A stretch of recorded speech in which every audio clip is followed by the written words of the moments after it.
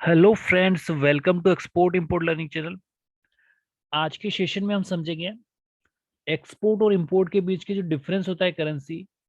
For example, जब भी हम कोई गुड्स एक्सपोर्ट करते हैं तो हमारे पास फॉरेन करेंसी आती है, और जब भी हम इंपोर्ट करते हैं तो फॉरेन करेंसी इंडिया की बाहर जाती है। तो ज़्यादा इंपोर्ट करने से जो हमारी जो इकोनॉमी स्ट्रॉन्ग नहीं हो पाती है, हमारे इकोनॉमी में जो गिरावट आ जाती है, उसको गवर्नमेंट कैसे मेंटेन करती है, ठीक है, वो इस सेशन के थ्रू समझेंगे। तो इसके जो पार्ट होंगे वो फॉरेन डायरेक्ट इन्वेस्टमेंट होगा, उसके बाद फॉरेन पोर्टफोलियो इन्वेस्टमेंट होगा, उसके लिए जो फॉरेन डायरेक्ट इन्वेस्टमेंट के जो तरीके, ग्रीन फील्ड इन्वेस्टमेंट और ब्राउन फील्ड इन्वेस्टमेंट, ये क्या होते हैं और कैसे बाहर की कंपनियां इंडिया में इन्वेस्ट करती हैं। ठीक है, तो ये चीज़ें हम स्टेप बाय स्टेप समझेंगे। ठीक है, इन्वेस्ट करने के तरीके क्या है, जैसे हॉरिजॉन्टल फॉरेन डायरेक्ट इन्वेस्टमेंट होगा, वर्टिकल होगा, ठीक है, कॉम्प्लीमेंट्री फॉरेन डायरेक्ट इन्वेस्टमेंट होगा। ठीक है, ये सारी चीज़ें हम वन बाय वन समझेंगे। तो स्टार्ट करते हैं सेशन को। ठीक है, balance of payment. Balance of payment India का एक ऐसा अकाउंट है जहाँ पे इंपोर्ट और एक्सपोर्ट के बीच में जो डिफरेंस होता है उसको मैनेज किया जाता है। जितना भी आप इंपोर्ट करोगे आपका ईडीपी आईडीपीएमएस में रिफ्लेक्ट होगा। ठीक है, और गवर्नमेंट आपसे बोलेगी कि आप जो इंपोर्ट कर रहे हो उसके रिस्पेक्ट में एविडेंस दो। इन द सेम वे आपको एक्सपोर्ट में जो फॉरेन करेंसी आती है तो उसके रिस्पेक्ट में आपको डॉक्यूमेंट दिखाने होंगे कि आपको जो फॉरेन करेंसी आ रही है उसके डॉक्यूमेंट ये है कि आपने ये गुड्स एक्सपोर्ट किए हैं, इसकी और आपके इस गुड्स की ये वैल्यू आई है। तो वो ऐसे करके जो एंट्रीज आपकी ईडीपीएमएस और आईडीपीएमएस में एंट्रियां खड़ी होती है, वो जब डॉक्यूमेंट सबने के बाद जमा करने के बाद क्लोज हो जाती है। तो वहां पे जो होती है मॉनिटरिंग, इंपोर्ट और एक्सपोर्ट कितना हो रहा है, एक्सपोर्ट कितना हो रहा है और इंपोर्ट कितना हो रहा है, उनके बीच में डिफरेंस कितना है। तो एक्सपोर्ट ज्यादा होगा तो हमारी जो करंट अकाउंट है वो उसमें वो स्ट्रांग होगा। अगर इंपोर्ट ज्यादा करेंगे तो हमारा जो फॉरेन अकाउंट है वो वीक होगा। तो यहाँ पे सिंपल सा समझने की चीज़ है। फॉर एग्जांपल, हम इंडिया में हमारा सबसे ज़्यादा कंजप्शन पेट्रोल और ये डीजल है, तो इसके लिए हमें रॉ मटेरियल्स इंपोर्ट करना होगा। तो यहाँ पे उसको खरीदने के लिए हमें पेमेंट देनी होगी। तो यहाँ पे अगर हमारे पास फॉरेन करेंसी नहीं है तो हम उसको नहीं खरीद पाएंगे। तो हमें क्या करना होगा, हमें एक्सपोर्ट करना होगा, जैसे फॉरेन करेंसी आएगी और उसके बेस पे फिर हम ये चीज़ें खरीद पाएंगे, जो बेसिक चीज़ें हमारी। तो यहाँ पे हम देखते हैं कि इंपोर्ट हमारा हमेशा ज़्यादा रहता है लेकिन एक्सपोर्ट कम रहता है। तो उसको मेंटेन करने के लिए गवर्नमेंट क्या करती है, गवर्नमेंट करती है कि बाहर की कंपनियों को इन्वेस्ट करती है कि आप बुलाती है, इनवाइट करती है कि आप आइए हमारे देश में और इन्वेस्ट करिए। तो जब वो बाहर की कंपनियां इंडिया में आती है तो अपने साथ फॉरेन करेंसी लाती है, जिससे हमारा ये जो डेफिशिएट है वो कंट्रोल होता है। इसके अलावा अगर हम बात करें ये आते किस फॉर्म में, तो ये फॉरेन डायरेक्ट इन्वेस्टमेंट जो आती है वो इंडिया में आके कोई कंपनी का प्रोजेक्ट लाती है। ठीक है, जिससे इंडिया को टेक्नोलॉजी मिलती है, स्किल मिलती है और एम्प्लॉयमेंट मिलती है। तो एफडीआई का जो है वहाँ पे कोई भी कंपनी बाहर से इंडिया में आएगी तो वो यहाँ पे किसी कंपनी को खरीद सकती है directly without permission of the government. ठीक है, और वहाँ पे अपने 10% से ज़्यादा शेयर खरीद के यहाँ पे इन्वेस्ट कर सकती है। थोड़ा डेफिनेशन देख लेते हैं। Foreign direct investment is when company take controlling ownership in a business entity in other country. ठीक है, कोई बाहर की कंट्री दूसरी कंट्री में, ठीक है, एक कंपनी की ओनरशिप लेती है। कैसे लगी, शेयर से, उसके शेयर खरीद के। With FDI foreign companies are directly involved in a day by day operations in other country. This mean that aren't just bringing money with them but also knowledge and skill and technology। ठीक है, तो इसका मतलब ये कि जैसे already company India में कोई कंपनी है और वो बाहर से उसमें आके इन्वेस्ट कर रही है, तो यहाँ पे वो कंपनी क्या करेगी, वो सिर्फ पैसा ही नहीं लाएगी, वो आपको नॉलेज, स्किल और टेक्नोलॉजी भी लाएगी। तो इसमें कितना परसेंट शेयर कर सकती है एफडीआई में, मोर देन 10%। ठीक है, अब ऐसा ही एग्जांपल देख लेते हैं, फॉरेन पोर्टफोलियो इन्वेस्टमेंट। तो वहां पे क्या था, 10% से ज्यादा इन्वेस्ट कर सकती थी कंपनी बाहर की आके इंडिया में। लेकिन इसमें एफपीआई में क्या है, इसमें सिर्फ लेस देन 10% ही शेयर खरीद पाएगी। ठीक है, तो इसकी भी डेफिनेशन पढ़ लेते हैं। Foreign portfolio investment instead refer the investment made in securities and another financial asset issued another country in issued in another country. मतलब यहाँ पे जो है वो आपका असेट और फाइनेंशियल असेट, ठीक है, और सिक्योरिटी में इन्वेस्ट करेगा जो कि आपका 10% से कम होगा। ठीक है, डायरेक्टली कंपनी में ओनरशिप नहीं लेगी, उसके असेट और फाइनेंशियल सिक्योरिटी में लेगी, जैसे कैश हो गया, प्रॉपर्टीज हो गया, बॉन्ड्स हो गया, स्टॉक हो गया, इनमें इन्वेस्ट करेगी। ठीक है, तो ये शॉर्ट टर्म्स इन्वेस्टमेंट होती है, लेकिन जो एफडीआई है वो लॉन्ग टर्म इन्वेस्टमेंट होती है। ठीक है, तो इसमें कोई भी बंदा आके कंपनी में शेयर लगाता है, जैसे शेयर अच्छे होते हैं वो अपने शेयर लेके वापस चला जाता है। तो इस टाइप से इसमें शॉर्ट टर्म्स आप कह सकते हैं। तो यहाँ पे एफडीआई में क्या था, एक लॉन्ग टर्म्स इन्वेस्टमेंट थी जिसमें कंपनी आएगी, उसमें ओनरशिप रहेगी, जितना % उसका शेयर होगा उसके राइट्स होंगे उतने मैनेजमेंट में और डिसीजन मेकिंग में। तो ये एफडीआई थोड़ा इससे ज़्यादा पावर मिल जाती है बाहर की कंपनियों को एफडीआई में। अब फॉरेन डायरेक्ट इन्वेस्टमेंट था, उसके बाद फॉरेन पोर्टफोलियो इन्वेस्टमेंट है। अब यहाँ पे देखिए एक एग्जांपल हम लेते हैं कि इंडिया की जो पॉलिसी है कि जब इंडिया की जो फाइनेंशियल क्राइसिस आए थे 1991 में, तो डॉक्टर मनमोहन सिंह जी ने जो स्टेप लिया था वो था लिबरलाइजेशन का, कि आप उन्होंने स्टेप लिया था कि जितने भी वर्ल्ड में कंट्रीज हैं वो अपनी इकोनॉमी को उनके रिस्पेक्ट में खोल दिया, मतलब कि इंडिया की इकोनॉमी खोल दी कि आप कोई भी कंपनी बाहर से आके यहाँ पे इन्वेस्ट कर सकती है। ठीक है, और थ्रू एफडीआई या अदर वे में, ठीक है, डायरेक्टली इंपोर्ट कर, जैसे फॉरेन पोर्टफोलियो इन्वेस्टमेंट, इस थ्रू से वो इंडिया में आएगी, इन्वेस्ट करेगी, जिससे क्या होगा कि फॉरेन करेंसी आएगी और फिर से हमारा जो करंट अकाउंट डेफिसिट है वो सरप्लस होगा। तो ये जो कदम उन्होंने उठाया था, तो फिर हमारे देश में जो डेफिशिट था वो धीरे धीरे ठीक हुआ और नई नई टेक्नोलॉजी आई, नए नए टेक्नोलॉजी के साथ एम्प्लॉयमेंट आया, स्किल आई, और हमारे इंडिया की जो लिविंग स्टैंडर्ड वो काफ़ी चेंज हुआ। तो ये जो उनका कदम उन्होंने उठाया था वो काफ़ी अच्छा था।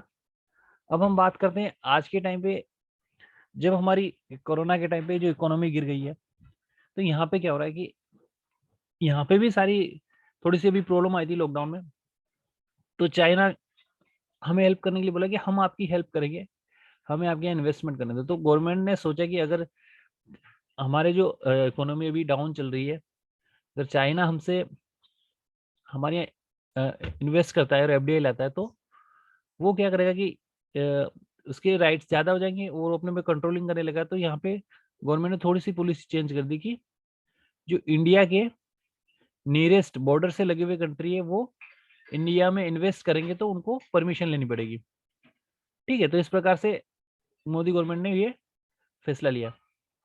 ठीक है, तो ये एक प्रोसीजर है गवर्नमेंट अपनी इकोनॉमी को स्ट्रॉन्ग करने का, एफडीआई लाने का। ठीक है, तो ये तरीके इसके देख लेते हैं कि किस टाइप के ये मेथड्स है जो कि एफडीआई किस मेथड के थ्रू इंडिया में आता है। तो मेथड्स है ग्रीनफील्ड इन्वेस्टमेंट। तो ग्रीनफील्ड इन्वेस्टमेंट में क्या होता है वो देख लेते हैं। Literal example of the greenfield project are the new factories and power plant, airport which are built from स्ट्रक्ट एंड ग्रीनलैंड। तो यहाँ पे क्या होगा कि जो ग्रीनलैंड, जो भी कोई भी कंपनी बाहर से आई तो ग्रीनलैंड प्रोजेक्ट के अंदर इन्वेस्टमेंट करती है, तो क्या होगा, न्यू फैक्ट्री लगानी पड़ेगी, नया प्लांट लगाना। ऐसा नहीं कि एग्जिस्टिंग कंपनी में एंटर करेगा, उसको शुरू से स्टार्ट करना पड़ेगा पूरा।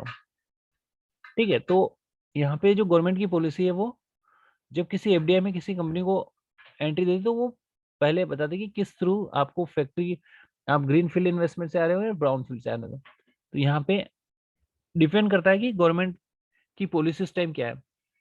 ठीक है, जैसे बाहर से कोई कंपनी आ रही है तो उसको डायरेक्टली ब्राउन फील्ड में एंट्री नहीं देंगे, ग्रीन में देंगे, क्योंकि तू अपनी नई फैक्ट्री खोल और उसको स्टार्ट करो ऐसे कर। ठीक है, क्योंकि अगर ब्राउन फील्ड में देंगे तो क्या ऑलरेडी कंपनी खुली होगी और उस एग्जिस्टिंग कंपनी में वो शेयर देगा, तो उससे क्या होगा कि वो उस पर अपना राइट्स बनाएगा। ठीक है, क्योंकि ऑलरेडी एग्जिस्टिंग कंपनी है।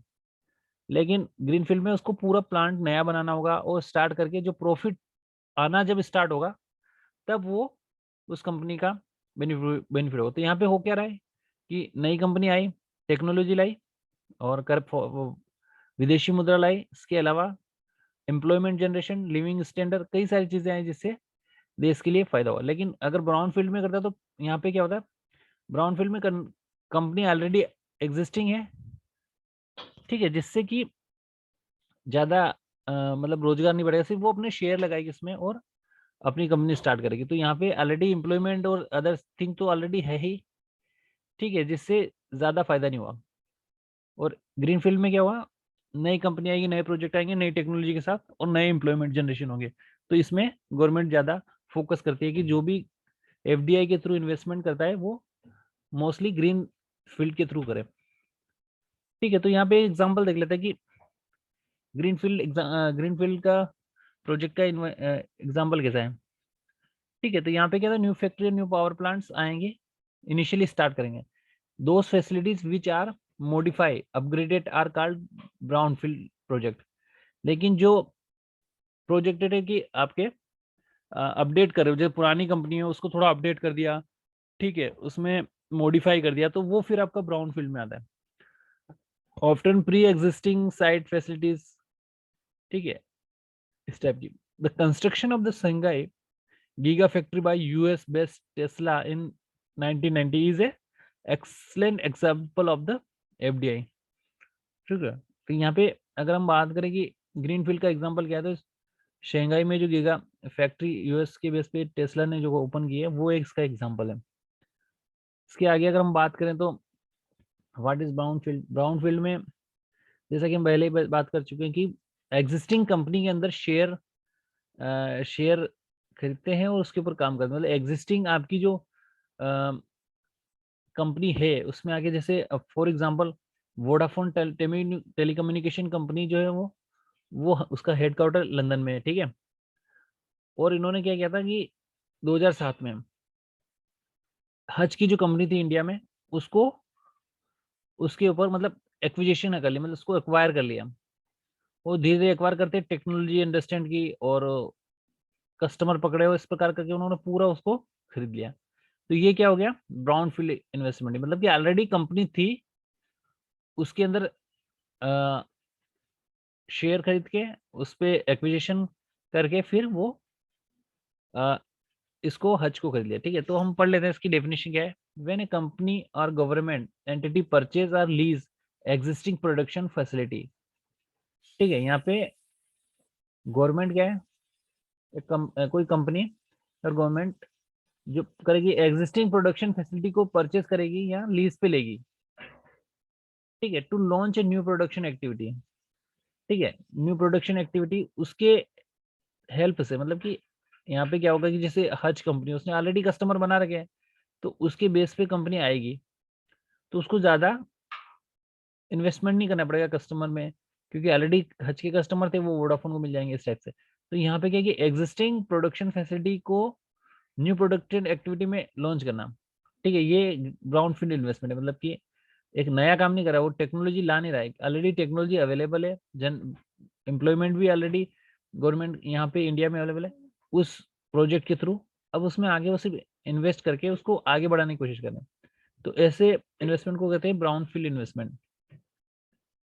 ठीक है, तो वोडाफोन ने हज को यहाँ पे एक ब्राउन फील्ड एफडीआई के थ्रू टेक ओवर किया था, तो ये एक एग्जाम्पल है। अब हम देख लेते हैं कि इसके पार्ट क्या क्या है। ठीक है, तो इसके पार्ट्स हैं यहाँ पे, फॉरेन डायरेक्ट इन्वेस्टमेंट के में एक तो एफडीआई हो गया, दूसरा पोर्टफोलियो। तो एफडीआई में क्या आएगा, होली ऑन सब्सिडी, मतलब कि इसमें पूरा राइट्स होगा, इसमें कंपनी का पूरा राइट्स हो सका, पूरी तरह से नई कंपनी खोल के एफडीआई में अपना पूरा प्लांट स्टार्ट करेगा। इसके अलावा इसका दूसरा पार्ट था जॉइंट वेंचर भी कर सकता है, किसी के साथ जॉइंट वेंचर भी कर सकता है। ऑलरेडी कोई कंपनी खुली है तो उससे हाथ मिला के अपना इन्वेस्टमेंट स्टार्ट कर सकता है। जैसे कोई कार कंपनी है, तो कार कंपनी बाहर से भी कोई कार कंपनी आई और दोनों ने मिला मिला के दोनों टेक्नोलॉजी को कंबाइन करके एक नया प्रोडक्ट बनाया। एक्विजिशन एक्विजिशन मतलब कि ये कि उस कंपनी को एक्वायर कर देना, ठीक है, उसकी एग्जिस्टिंग जो टेक्नोलॉजी है उसके साथ मिलके काम करना और उस पर धीरे धीरे अपना उसको एक्वायर कर लेना। अगर बात करें पोर्टफोलियो की, तो पोर्टफोलियो में investment by the foreign institutional investor, ठीक है, इसके थ्रू होता है। इसके अलावा पोर्टफोलियो में कैसे कैसे इन्वेस्ट होगा, GDR, FDR एंड FCCB। तो ये global deposit receipt and fix deposit receipt. तो यहाँ पे इन डिपॉजिट रिसिप्ट के थ्रू ये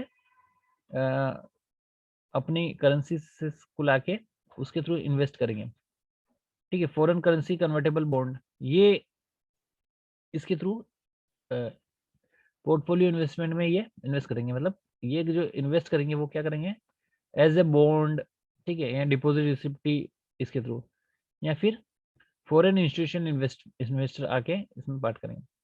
और इसमें डायरेक्टली किसी कंपनी के थ्रू होली ऑन करना या फिर जॉइंट वेंचर या एक्विजिशन के थ्रू इसमें पार्ट बन सकते हैं, ठीक है। अब ये तो हमने देख लिया कि ये इसके किस तरीके से इसमें एंट्री होती है, लेकिन अब थोड़ा आगे देख लेते हैं कि